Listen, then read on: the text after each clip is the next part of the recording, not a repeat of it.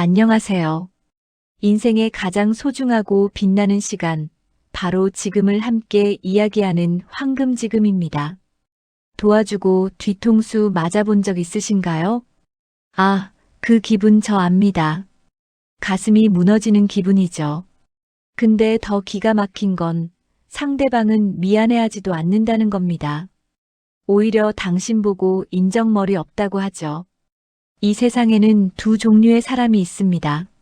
정말로 어려워서 손 내미는 사람, 그리고 당신을 호구로 보고 이용하려는 인간들입니다. 지난주에 한 분이 저한테 연락 주셨습니다. 70대 중반이신 분인데 목소리가 떨리더군요. 30년 넘게 알고 지낸 동네 친구한테 50만 원을 빌려줬답니다. 급하다고 다음 달에 꼭 갚겠다고 해서요. 근데 석 달이 지나도 소식이 없었다는 겁니다. 그래서 전화를 했더니 그 사람이 글쎄 뭐라고 하는 줄 아세요? 나도 힘든데 돈 얘기는 왜 하냐고, 당신은 여유 있잖냐고, 그렇게 나오더랍니다. 그분이 속상해 하시면서 하신 말씀이 아직도 귓가에 맴돕니다. 착하게만 살려고 했는데, 도와주며 살려고 했는데 왜 항상 나만 계속 당하는 거냐고요. 이거 남의 일 같지 않으시죠?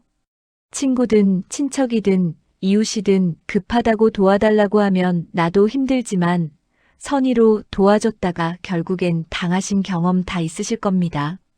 밤에 잠 안 오고 속만 끓고 그러면서도 내가 인정머리 없는 건가 싶어서 또 자책하고요. 그런데 말입니다. 여러분이 잘못한 게 하나도 없습니다.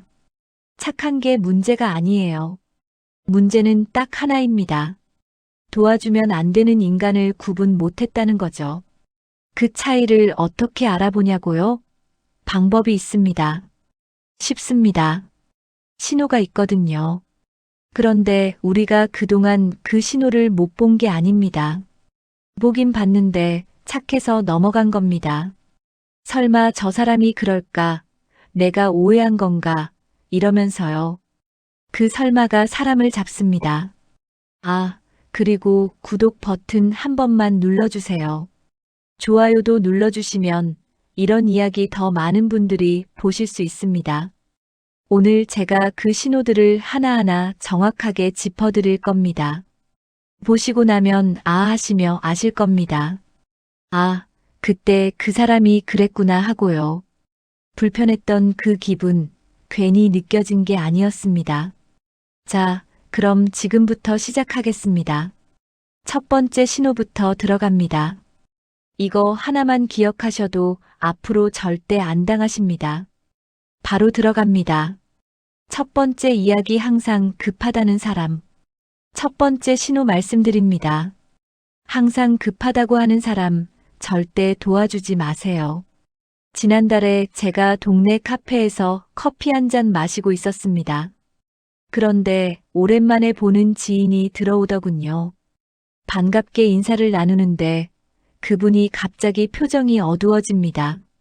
앉자마자 하는 말이 급한 일이 생겼다는 겁니다. 병원비가 필요한데 카드가 막혔고 다음 주면 해결되니까 딱 일주일만 30만 원을 빌려달라고 하더군요. 근데 이상한 게 뭔지 아세요?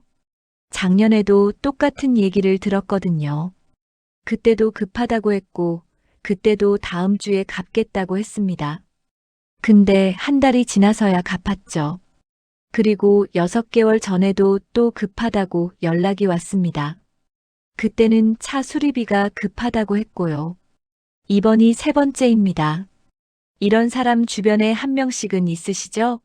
만날 때마다 급한 일이 생긴 사람 말입니다. 미국 스탠퍼드 대학에서 재미있는 연구를 했습니다.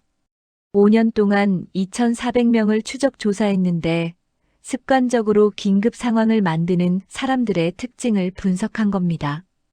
결과가 놀랍습니다. 이들 중 78%가 실제로는 계획 능력이 없는 사람들이었습니다. 급한 게 아니라 미리 준비를 안 한 겁니다. 그리고 이 사람들의 89%는 6개월 이내에 또다시 똑같은 긴급 상황을 만들어냈습니다. 더 충격적인 건 이들 중 64%는 도움을 받는 걸 당연하게 여긴다는 겁니다. 미안함이 아니라 권리처럼 생각한다는 거죠. 그 사람이 그런 행동을 하는 건 대부분 이 때문입니다. 계획이 없는 겁니다. 인생을 그냥 흘러가는 대로 사는 거죠. 그러다가 문제가 터지면 주변 사람들한테 손을 내밉니다. 이건 성격 문제가 아니라 패턴입니다. 고쳐지지 않는 패턴이죠. 말은 멀쩡한데 행동은 다르게 움직이는 사람들의 특징입니다. 입으로는 다음 주에 갚겠다고 하지만 실제로는 다음 달에도 또 급한 일이 생깁니다. 쇼펜하우어가 이런 말을 했습니다. 인간의 본성은 습관에서 드러난다. 한번 급한 사람은 평생 급합니다. 왜냐하면 그게 습관이거든요. 준비 안 하는 게, 미루는 게, 남한테 의지하는 게 몸에 배어 있는 겁니다. 이제는 거리를 두셔야 합니다. 급하다는 말이 2번 나오면 그 사람은 당신을 ATM기로 보는 겁니다. 미안함도 없고 고마움도 없습니다. 그냥 필요할 때 찾는 기계일 뿐이죠. 당신의 마음 쓰지 않으셔도 됩니다. 그 사람은 당신 아니어도 다른 사람 찾아갑니다. 급한 건 맞으니까요. 다만 그 급함이 습관이라는 것만 기억하세요. 급하다는 말로 부탁해온 사람 경험 있으신가요? 2번째 이야기 감정으로 압박하는 사람. 감정으로 압박하는 사람 절대 도와주지 마세요. 명절 때 일입니다. 친척들이 다 모인 자리였는데 식사 끝나고 거실에서 차 마시고 있었습니다. 그런데 시누이 한 분이 저를 부엌 쪽으로 슬쩍 부르시더군요. 얘기 좀 하자면서요. 부엌으로 따라갔더니 갑자기 한숨을 푹 쉬십니다. 그러면서 하시는 말씀이 요즘 조카 학원비 때문에 좀 빠듯하다는 겁니다. 그냥 그렇게만 말씀하시면 되는데 그 다음이 문제였습니다. 아우님은 괜찮잖아요 라고 하시더군요. 애들도 다 컸고 남편 연금도 나오니까 나처럼 힘들진 않을 거 아니냐면서요. 그러고는 100만 원만 빌려달라고 하십니다. 아, 물론 갚을 건데 근데 내가 이렇게 말하는 거 섭섭하게 생각하지는 말라고 하시더군요. 이 말 들으면 기분이 어떠세요? 거절하면 제가 인정머리 없는 사람이 되는 겁니다. 언니는 힘든데 나는 괜찮으니까 도와주는 게 당연한 거 아니냐는 분위기를 만드시는 거죠. 이게 바로 감정 압박입니다. 직접적으로 우리 사이인데 라고 말하진 않습니다. 그런데 분위기를 그렇게 만드는 겁니다. 너는 괜찮잖아. 나는 힘들어. 섭섭하게 생각하지 마. 이런 식으로요. 작년에 한 분이 저한테 이런 얘기를 하셨습니다. 30년 넘게 알고 지낸 친구 언니한테 돈을 빌려달라는 부탁을 받았는데 사정상 어렵다고 말씀드렸답니다. 그랬더니 그 언니가 뭐라고 했는 줄 아세요? 아, 그래, 알았어, 라고 하더래요. 근데 그 뒤로 카톡 답장이 늦어지고 만나자는 연락도 뜸해지더랍니다. 그러다가 한 달 뒤에 다른 친구한테 전해 들었답니다. 그 언니가 뒤에서 험담을 했다고요. 힘들 때 친구도 아니더라. 이렇게요. 그분이 그 뒤로 잠을 못 주무셨대요. 내가 잘못한 건가? 내가 인정머리 없는 건가? 계속 자책하면서요. 하버드 의과대학 정신과에서 10년간 연구한 결과가 있습니다. 감정 압박을 이용하는 사람들의 패턴을 분석한 건데 결과가 정말 놀랍습니다. 이런 사람들의 83%는 상대방의 죄책감을 의도적으로 자극한다는 겁니다. 너는 괜찮잖아. 나만 힘들어. 섭섭하게 생각하지 마. 이런 말들이 전부 계산된 겁니다.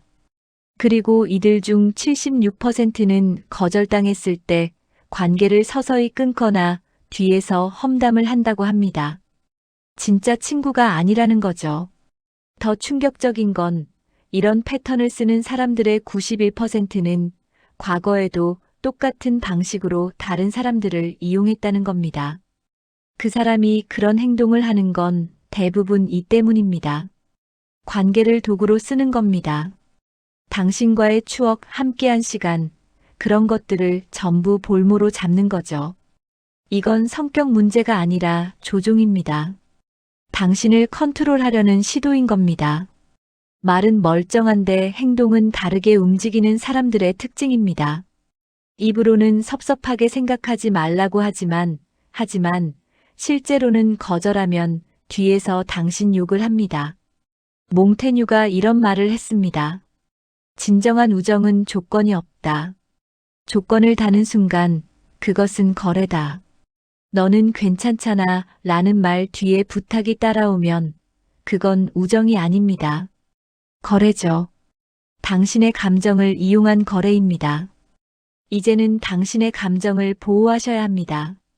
너는 괜찮다고 섭섭하게 생각하지 말라고 압박하는 사람은 진짜로는 당신을 생각하지 않습니다. 필요할 때만 꺼내 쓰는 카드일 뿐이죠. 거절했을 때 관계가 끝난다면 그건 원래 관계가 아니었습니다. 그냥 이용당하고 있었던 겁니다. 당신이 나쁜 사람이 아닙니다. 당신의 선택은 틀리지 않았습니다. 감정으로 압박받은 적 있으신가요? 세 번째 이야기 피해자처럼 구는 사람. 돈 얘기만 나오면 피해자처럼 구는 사람 절대 도와주지 마세요. 제 친구 중에 대학 때부터 알고 지낸 언니가 한 명 있습니다. 40년 넘게 알고 지냈으니까 거의 자매처럼 지낸 사이죠. 그 언니가 3년 전에 갑자기 연락이 왔습니다. 딸이 대학 들어가는데 등록금이 좀 빠듯하다면서 200만 원만 빌려달라는 겁니다. 40년 넘게 알고 지낸 사이인데 거절할 수가 없었습니다. 한 학기만 지나면 갚겠다고 했으니까요. 한 학기가 지났습니다. 소식이 없더군요. 1년이 지나서 슬쩍 말을 꺼냈습니다. 언니, 지난번에 빌려준 거 혹시 이번 달에 좀 라고요. 그랬더니 그 언니 목소리가 확 낮아지면서 뭐라고 하는 줄 아세요? 나도 힘든데 돈 얘기는 왜 하냐고. 너는 애들도 다 키웠고 남편 연금도 나오잖아. 나는 아직 애 학원비에 생활비에 빠듯한데 그렇게 재촉하면 어떡하냐고 하더군요. 순간 제가 가해자가 된 겁니다. 이런 경험 있으시죠? 돈 빌려준 사람이 오히려 눈치를 보게 되는 상황 말입니다. 지난해에 한 분이 저한테 이런 사연을 보내셨습니다. 30년 넘게 같은 아파트 단지에서 지낸 이웃 언니한테 150만 원을 빌려줬는데 6개월이 지나도 갚을 생각을 안 하시더랍니다. 용기 내서 연락을 드렸더니 그분이 하시는 말씀이 기가 막혔답니다. 나는 지금 병원비도 못 내는 형편인데 당신은 집도 있고 자식들 도움도 받잖아. 그렇게 돈밖에 모르냐 이렇게 나오시더랍니다. 그분이 전화 끊고 한참을 우셨대요. 내가 잘못한 건가? 내가 돈밖에 모르는 사람인가? 그렇게 자책하면서요. UCLA 심리학과에서 15년간 추적 연구한 결과가 있습니다. 피해자 행세를 하는 사람들의 심리 패턴을 분석한 건데 결과가 충격적입니다. 이런 사람들의 87%는 자신의 책임을 절대 인정하지 않는다는 겁니다. 돈을 빌린 것도 약속을 어긴 것도 전부 상황 탓, 남 탓으로 돌립니다. 그리고 이들 중 79%는 오히려 도와준 사람을 가해자로 만든다고 합니다. 돈 얘기하면 인정머리 없다고, 자기가 더 힘들다고 역공을 하는 거죠. 더 놀라운 건 이런 패턴을 가진 사람들의 94%는 평생 이 방식으로 산다는 겁니다. 고쳐지지 않습니다.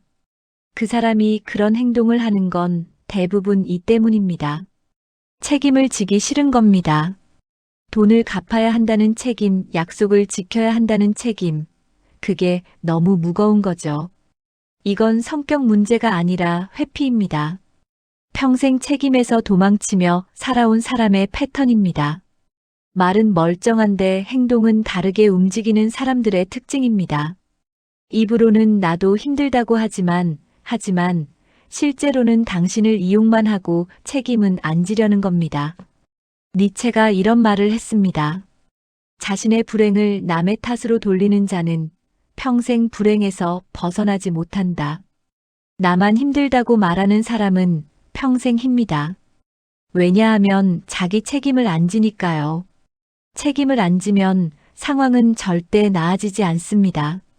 이제는 책임을 분리하셔야 합니다. 그 사람이 힘든 건 그 사람의 책임입니다.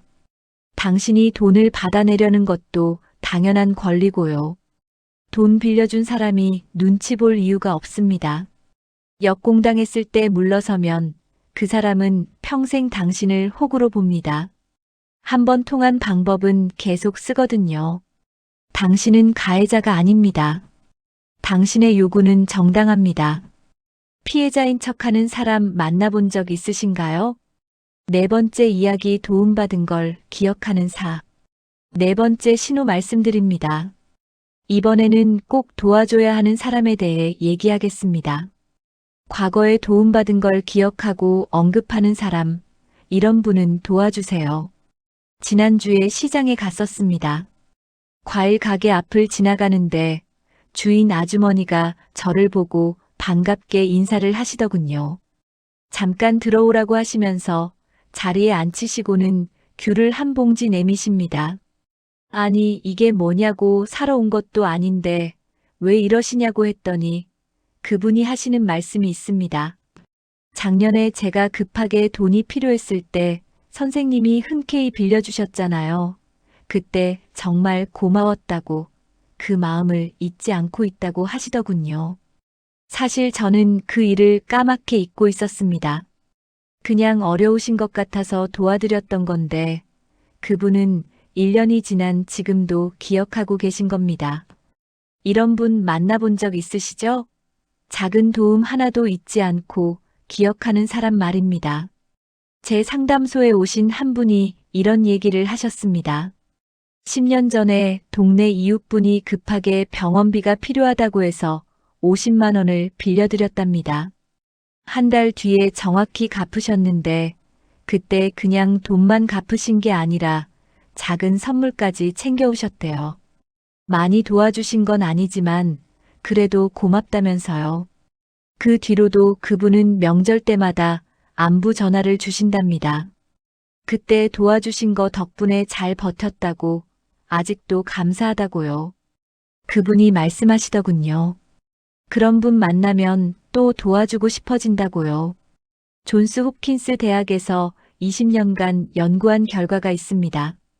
감사를 표현하는 사람들의 관계 패턴을 추적 조사한 건데 결과가 정말 인상적입니다. 도움받은 걸 기억하고 표현하는 사람들의 86%는 그 관계를 평생 소중히 여긴다는 겁니다. 10년이 지나도 20년이 지나도 잊지 않는다는 거죠. 그리고 이런 사람들의 91%는 나중에 자기가 여유가 생겼을 때 반드시 되갚으려고 한다고 합니다. 돈으로든 마음으로든 어떤 식으로든요. 더 놀라운 건 감사를 표현하는 사람들의 73%는 주변 사람들에게도 똑같이 베푼다는 겁니다. 받은 만큼 돌려주는 게 몸에 배어 있는 거죠. 그 사람이 그런 행동을 하는 건 대부분 이 때문입니다. 은혜를 아는 겁니다. 당연한 게 아니라는 걸, 누군가의 선의로 도움받았다는 걸 정확히 알고 있는 거죠. 이건 성격 문제가 아니라 품격입니다. 관계의 무게를 아는 사람의 특징입니다. 말은 멀쩡한데 행동은 다르게 움직이는 사람들과는 정반대입니다.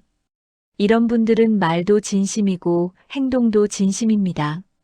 세네카가 이런 말을 했습니다. 감사할 줄 아는 자는 더 많은 것을 받을 자격이 있다. 지난번에 도와주셔서 라고 먼저 말하는 사람은 신뢰할 수 있습니다. 그 한마디가 그 사람의 전부를 보여주거든요. 이제는 선택적으로 베푸셔야 합니다. 모든 사람을 도와줄 필요는 없습니다. 하지만 감사를 아는 사람, 과거를 기억하는 사람, 이런 분들은 도와주세요. 그런 분들과의 관계는 당신의 인생을 더 따뜻하게 만들어줍니다. 주고받는 게 있는 관계, 그게 진짜 관계거든요. 당신의 선의가 헛되지 않을 겁니다. 기억하는 사람은 반드시 돌려줍니다. 감사를 잊지 않는 분을 만나본 적 있으신가요? 5번째 이야기 구체적인 계획을 말하는 사람. 5번째 신호 말씀드립니다. 도움을 청할 때 구체적인 계획을 말하는 사람, 이런 분도 도와주세요. 작년에 제가 상담소에서 일하고 있는데 오랜만에 후배가 찾아왔습니다. 대학 동기였던 후배인데 얼굴이 좀 어두워 보이더군요. 차 한 잔 마시면서 이야기를 나눴는데 그 후배가 조심스럽게 말을 꺼냅니다. 선배, 사실 제가 지금 좀 어려운 상황이라서요. 부탁 하나만 드려도 될까요? 라고요. 딸아이 학원비 때문에 이번 달이 좀 빠듯한데 50만 원만 빌려달라는 겁니다. 근데 그 다음에 하는 말이 달랐습니다. 이번 달 25일에 월급이 들어오면 바로 갚을게요. 계좌번호 알려주시면 그날 아침에 바로 입금하겠습니다. 이렇게 말하더군요. 이 말 들으면 느낌이 다르죠? 날짜가 명확합니다. 25일이요. 그냥 다음 달이 아니라 정확히 25일입니다. 그리고 실제로 그 후배는 25일 아침 9시에 정확히 입금을 했습니다. 문자까지 보내면서 도와주셔서 감사했다고요. 제 친구 중에 한 분이 이런 경험을 얘기해 주셨습니다. 동네 언니가 급하게 차 수리비가 필요하다며 연락을 주셨답니다. 30만 원만 빌려달라는데 그 언니가 하시는 말씀이 이랬답니다. 다음 주 금요일에 보험금이 나와요. 그날 바로 갚을 테니 계좌번호 알려주세요. 혹시 늦어지면 미리 연락드릴게요. 이렇게요. 그분이 말씀하시더군요. 그 말을 듣는 순간 이 사람은 믿을 수 있겠다는 생각이 들었대요. 실제로 그 언니는 금요일 오후에 정확히 갚으셨답니다. 그리고 다음에 만났을 때 커피까지 사주시면서 또 한 번 감사하다고 하셨고요. 코넬 대학교 심리학과에서 12년간 연구한 결과가 있습니다. 약속을 지키는 사람들의 언어 패턴을 분석한 건데 결과가 명확합니다. 구체적인 날짜와 금액을 말하는 사람들의 92%는 실제로 약속을 지킨다는 겁니다. 막연하게 다음에, 나중에라고 말하는 사람들과는 완전히 다르다는 거죠. 그리고 이런 사람들의 88%는 만약 약속을 못 지킬 상황이 생기면 미리 연락한다고 합니다. 그냥 잠수 타거나 핑계대는 게 아니라요. 더 인상적인 건 계획을 구체적으로 말하는 사람들의 81%는 평소에도 책임감 있게 산다는 겁니다. 이게 그냥 한 번이 아니라 습관이라는 거죠. 그 사람이 그런 행동을 하는 건 대부분 이 때문입니다.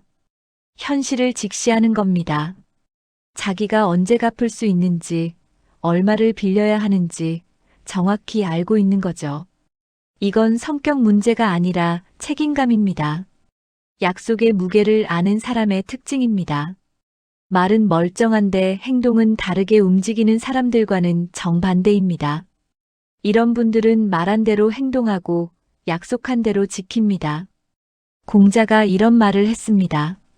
말이 신뢰를 잃으면 그 사람의 모든 것이 무너진다. 다음 주 화요일까지 25일 아침에 이렇게 구체적으로 말하는 사람은 신뢰할 수 있습니다. 그 명확함이 그 사람의 책임감을 보여주거든요. 이제는 현명하게 선택하셔야 합니다. 막연하게 다음에 갚을게, 곧 갚을게라고 말하는 사람과 정확히 날짜를 말하는 사람은 완전히 다릅니다. 구체적인 계획을 말하는 사람은 도와주세요. 그런 분들은 반드시 갚습니다.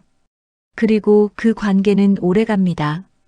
당신의 도움이 헛되지 않을 겁니다. 책임지는 사람은 반드시 지켜냅니다. 구체적으로 계획 말하는 분 만나보셨나요? 6번째 이야기 거절당해도 괜찮은 사람. 6번째 신호 말씀드립니다. 거절당해도 관계가 변하지 않는 사람, 이런 분은 꼭 도와주세요. 제가 20년 넘게 알고 지낸 친구 언니가 한 분 있습니다. 같은 동네에 살면서 자주 만나는 사이죠. 작년 가을에 그 언니가 전화를 주셨습니다. 목소리가 좀 조심스럽더군요. 동생아, 미안한데 부탁 하나만 해도 될까? 라고 하시면서 이번 달에 차 보험료 내야 하는데 좀 빠듯해서 그러는데 70만 원만 빌려줄 수 있겠냐고 물으시더군요. 근데 그 다음에 하신 말씀이 정말 인상적이었습니다. 안 되면 괜찮아. 부담 갖지 말고 편하게 말해줘. 우리 사이 이런 거로 안 이상해지니까 라고 하시는 겁니다. 사실 그때 제가 딸아이 결혼 준비하느라 여유가 없었거든요. 그래서 솔직하게 말씀드렸습니다. 언니 미안한데 지금은 좀 어려울 것 같아요 라고요. 그랬더니 그 언니가 뭐라고 하시는 줄 아세요? 아이고 괜찮아. 내가 무리한 부탁했네. 걱정하지 마. 다른 방법 찾아볼게. 이러시면서 오히려 저를 안심시키시더군요. 그리고 일주일 뒤에 다시 전화 주셨습니다. 동생아, 지난번에 말한 거 해결됐어. 걱정 끼쳐서 미안했어. 라고요. 이런 분 만나본 적 있으시죠? 거절해도 전혀 섭섭해하지 않는 사람 말입니다. 제 상담소에 오신 한 분이 이런 얘기를 하셨습니다. 오랜 친구가 급하게 돈이 필요하다고 연락을 주셨는데 그때 사정이 안 돼서 거절했답니다. 솔직히 관계가 틀어질까봐 걱정이 되셨대요. 그런데 그 친구가 하는 말이 정말 의외였답니다. 당연히 그럴 수 있지. 나도 이해해. 부탁한 내가 미안한 거야. 우리 관계는 이런 거로 안 변하니까 걱정 마 라고 하더랍니다. 그분이 말씀하시더군요. 그 말을 듣는 순간 이 사람은 진짜 친구구나 싶었대요. MIT 사회심리학 연구소에서 8년간 추적 조사한 결과가 있습니다. 거절을 받아들이는 사람들의 관계 지속성을 분석한 건데 결과가 놀랍습니다. 거절당해도 관계를 유지하는 사람들의 89%는 그 관계를 10년 이상 이어간다는 겁니다. 조건 없는 관계를 만드는 거죠. 그리고 이런 사람들의 84%는 나중에 상대방이 어려울 때 먼저 도와준다고 합니다. 과거에 거절당한 것과 상관없이요. 더 인상적인 건 이런 태도를 가진 사람들의 77%는 인생 전반에서도 여유롭게 산다는 겁니다. 집착하지 않고 강요하지 않고 그냥 흘러가는 대로 받아들이는 거죠. 그 사람이 그런 행동을 하는 건 대부분 이 때문입니다. 성숙한 겁니다. 도움은 권리가 아니라 선이라는 걸, 거절도 상대방의 권리라는 걸 알고 있는 거죠. 이건 성격 문제가 아니라 품격입니다. 관계의 경계를 아는 사람의 특징입니다. 말은 멀쩡한데 행동은 다르게 움직이는 사람들과는 정반대입니다. 이런 분들은 말도 진심이고 마음도 진심입니다. 에픽테토스가 이런 말을 했습니다. 자유로운 사람은 다른 사람의 선택을 존중한다.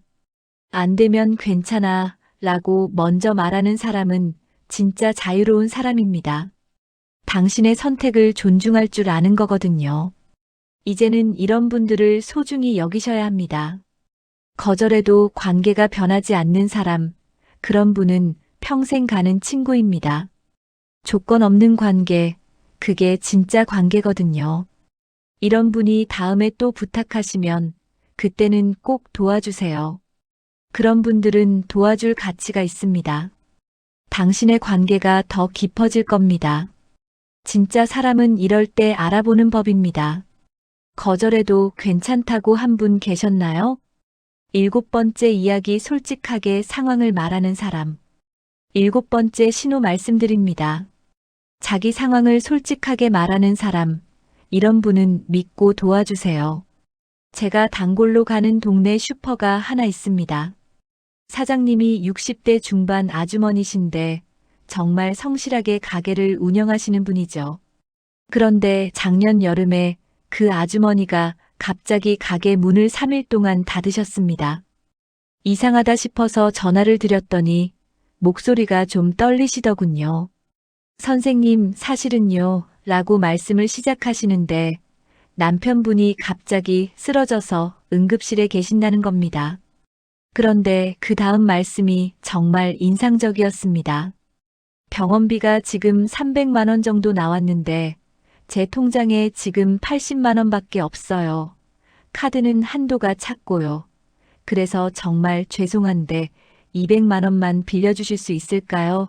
라고 하시는 겁니다. 이 말 들으면 느낌이 어떠세요? 숫자가 명확합니다. 300만 원 병원비, 80만 원 통장 잔고, 그래서 200만 원이 필요하다. 딱딱 떨어집니다. 과장도 없고 거짓말도 없고 그냥 있는 그대로입니다. 저는 바로 도와드렸습니다. 그리고 그 아주머니는 한 달 뒤에 정확히 갚으셨죠. 그런데 돈만 갚으신 게 아니라 작은 메모지를 함께 주시더군요. 그때 덕분에 남편 수술 잘 받았습니다. 평생 잊지 않겠습니다. 라고 손글씨로 쓰여 있었습니다. 제 친구가 이런 경험을 얘기해 줬습니다. 같은 아파트에 사시는 이웃 언니가 어느 날 초인종을 누르셨답니다. 문을 열었더니 그 언니가 좀 민망한 표정으로 서 계시더랍니다. 그러면서 하시는 말씀이 동생아, 나 지금 정말 창피한데 라고 시작하시더랍니다. 아들이 갑자기 학교에서 연락이 왔는데 현장학습비를 안 냈다는 거예요. 제가 깜빡했어요. 내일까지 내야 하는데. 지금 제 통장에 2만 원밖에 없어요. 그래서 그러는데 15만 원만 빌려주실 수 있을까요? 이번 주 금요일에 파트 급여 들어오면 바로 갚을게요. 라고 하시더랍니다. 제 친구가 말하더군요. 그 솔직함이 너무 좋았대요. 깜빡했다는 것도 인정하고 통장에 2만 원밖에 없다는 것도 숨기지 않고요. 당연히 빌려드렸고 그 언니는 금요일 저녁에 정확히 갚으셨답니다. 그리고 다음날 집에서 만든 김치까지 한 통 갖다 주시면서 그때 창피했는데 도와줘서 고마웠다고 하셨대요. 스탠퍼드 대학 행동경제학과에서 15년간 연구한 결과가 있습니다. 솔직한 사람들의 신뢰도를 분석한 건데 결과가 명확합니다. 자기 상황을 있는 그대로 말하는 사람들의 94%는 거짓말을 하지 않는다는 겁니다. 과장도 없고 축소도 없고 그냥 팩트만 말하는 거죠. 그리고 이런 사람들의 88%는 약속도 정확히 지킨다고 합니다. 솔직함과 책임감이 함께 가는 거죠. 더 인상적인 건 이런 태도를 가진 사람들의 82%는 평소에도 진실하게 산다는 겁니다. 이게 한 번이 아니라 그 사람의 본성이라는 거죠. 그 사람이 그런 행동을 하는 건 대부분 이 때문입니다. 진정성이 있는 겁니다. 자기 상황을 포장할 필요도 없고 거짓말로 꾸밀 필요도 없는 거죠. 이건 성격 문제가 아니라 품격입니다. 있는 그대로의 자기를 보여줄 수 있는 사람의 특징입니다. 말은 멀쩡한데 행동은 다르게 움직이는 사람들과는 정반대입니다. 이런 분들은 말이 곧 진실이고 진실이 곧 행동입니다. 플라톤이 이런 말을 했습니다. 진실한 사람은 자신의 약함도 숨기지 않는다. 통장에 80만 원밖에 없어요. 제가 깜빡했어요. 이렇게 솔직하게 말하는 사람은 믿을 수 있습니다. 그 진솔함이 그 사람의 전부를 보여주거든요. 이제는 진심을 알아보셔야 합니다. 과장하는 사람, 상황을 부풀리는 사람과 있는 그대로 말하는 사람은 완전히 다릅니다. 솔직하게 상황을 말하는 사람은 도와주세요. 그런 분들은 반드시 갚습니다. 그리고 그 관계는 진짜가 됩니다. 당신의 도움이 진심을 만날 겁니다. 솔직한 사람은 배신하지 않습니다. 솔직하게 말하는 분 만나보셨나요? 8번째 이야기 다른 사람도 돕는 사람. 8번째, 마지막 신호 말씀드립니다. 다른 사람에게도 도움을 주는 걸 본 적 있는 사람, 이런 분은 꼭 도와주세요. 작년 가을에 아파트 관리사무소 앞을 지나가는데 좀 특이한 장면을 봤습니다. 우리 아파트 5동에 사시는 한 할머니가 청소 아주머니한테 뭔가를 건네시더군요. 가까이 가서 보니까 손수 싸우신 김밥이었습니다. 청소하시느라 고생 많으시다고 점심 드시라고 싸우셨다는 겁니다. 그 할머니는 혼자 사시면서 형편이 그렇게 넉넉하신 분이 아닙니다. 기초연금 받으시면서 검소하게 사시는 분이죠. 그런데 신기한 게 뭔지 아세요? 그 할머니는 경비 아저씨한테도 가끔 간식을 사다 드리고 같은 층에 사시는 젊은 부부가 아이 낳았을 때는 미역국도 끓여다 주셨다고 합니다. 받는 것보다 주는 게 더 많으신 분이에요. 그런데 2달 전에 그 할머니가 갑자기 병원에 입원하셨습니다. 넘어지셔서 다리를 다치셨는데 수술을 해야 하는 상황이었죠. 병원비가 좀 나왔는데 할머니 통장 사정이 빠듯하셨나 봅니다. 그런데 놀라운 일이 벌어졌습니다. 청소 아주머니가 먼저 병원에 찾아가셨대요. 그동안 잘해주셔서 감사했다면서 봉투를 드렸답니다. 50만 원이 들어있었대요. 경비 아저씨도 다른 경비 아저씨들이랑 돈을 모아서 30만 원을 갖다 드렸고요. 같은 층 젊은 부부도 미역국 끓여주신 거 잊지 않았다면서 20만 원을 드렸답니다. 그 할머니가 눈물을 흘리셨대요. 내가 뭘 그렇게 했다고 이렇게까지 해주시냐면서요. 이게 바로 주고받는 관계입니다. 제 상담소에 오신 한 분이 이런 얘기를 하셨습니다. 친구 언니 한 분이 늘 어렵다고 힘들다고 하시면서 도움을 요청하시는데, 그런데 이상하게도 그 언니가 다른 사람 도와주는 걸 한 번도 못 봤답니다. 20년 넘게 알고 지냈는데 항상 받기만 하셨지 주시는 걸 본 적이 없다는 겁니다. 그래서 이번에는 거절하셨답니다. 솔직히 그 언니한테 실망하셨대요. 하버드 비즈니스 스쿨에서 25년간 연구한 결과가 있습니다. 호혜성 원칙에 대한 장기 추적 조사인데 결과가 정말 명확합니다. 다른 사람에게도 도움을 주는 사람들의 96%는 도움을 받았을 때도 반드시 갚는다는 겁니다. 주는 게 습관인 사람은 받는 것도 책임감 있게 대한다는 거죠. 반대로 받기만 하는 사람들의 91%는 평생 받기만 한다고 합니다. 주는 법을 모르는 거죠.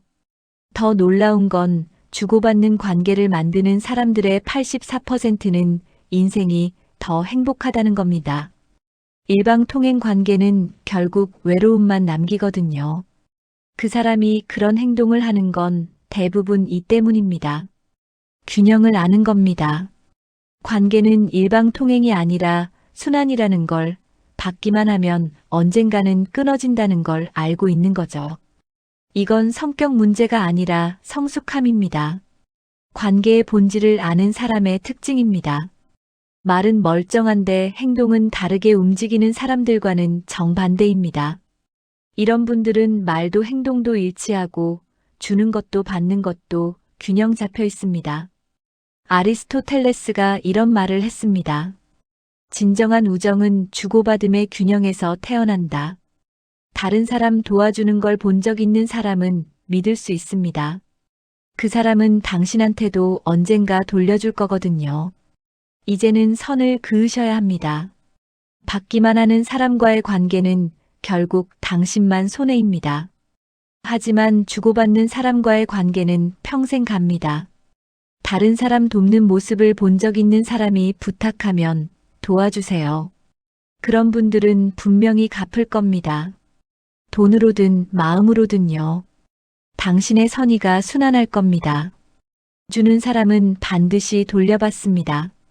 주고받는 관계 경험해 보셨나요?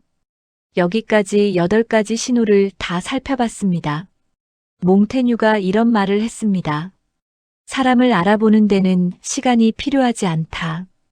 단 한 번의 선택으로 충분하다. 맞는 말입니다. 사람은 도움을 청하는 그 순간에 본 모습을 드러냅니다. 말투에서, 태도에서, 약속하는 방식에서 그 사람의 전부가 보이는 겁니다. 60년, 70년 살아오시면서 여러분이 느꼈던 그 불편함, 그 찝찝함, 그게 다 이유가 있었습니다. 당신의 직감은 틀리지 않았습니다. 그런데 반대로 꼭 도와줘야 할 사람도 있습니다. 도움받은 걸 기억하는 사람, 다음 주 화요일이라고 정확히 말하는 사람, 안 되면 괜찮다고 먼저 말하는 사람, 통장에 80만 원밖에 없다고 솔직하게 말하는 사람, 다른 사람도 돕는 걸 본 적 있는 사람. 이런 분들은 도와주세요. 이런 분들과의 관계가 당신 인생을 따뜻하게 만들어줍니다. 주고받는 게 있는 관계, 그게 진짜 관계거든요. 이제는 당신이 선택할 차례입니다. 모든 사람을 다 도와줄 필요 없습니다. 당신의 선의는 소중하거든요. 아무한테나 줄 수 없는 겁니다. 도와줄 가치가 있는 사람을 도와주세요. 그리고 이용만 하려는 사람들로부터는 거리를 두세요. 그게 당신을 지키는 길입니다. 착한 게 잘못이 아닙니다. 다만 현명하게 착해야 합니다. 당신의 마음이 상처받을 필요 없습니다. 당신이 나쁜 사람이 아니거든요. 그저 이제는 좀 더 지혜롭게, 좀 더 선택적으로 베풀면 됩니다. 우리도 조금씩 더 현명해지고 조금씩 더 평온해질 수 있으면 좋겠습니다. 오늘 영상 끝까지 봐주셔서 정말 감사합니다. 혹시 궁금한 게 있으시면 댓글로 남겨주세요. 여러분은 어떤 사람에게 도움을 주고 싶으신가요? 오늘 내용 중에 가장 공감되는 부분은 무엇이었나요? 혹시 매번 급하다는 사람, 너는 괜찮잖아 라고 말하는 사람, 나만 힘들다고 역공하는 사람, 이런 사람들 만나본 적 있으신가요? 댓글로 나눠주시면 제가 다 읽어보겠습니다. 좋아요 버튼도 꼭 눌러주세요. 여러분의 좋아요 하나하나가 저한테 큰 힘이 됩니다. 다음 영상에서 또 뵙겠습니다. 건강하세요. 고맙습니다.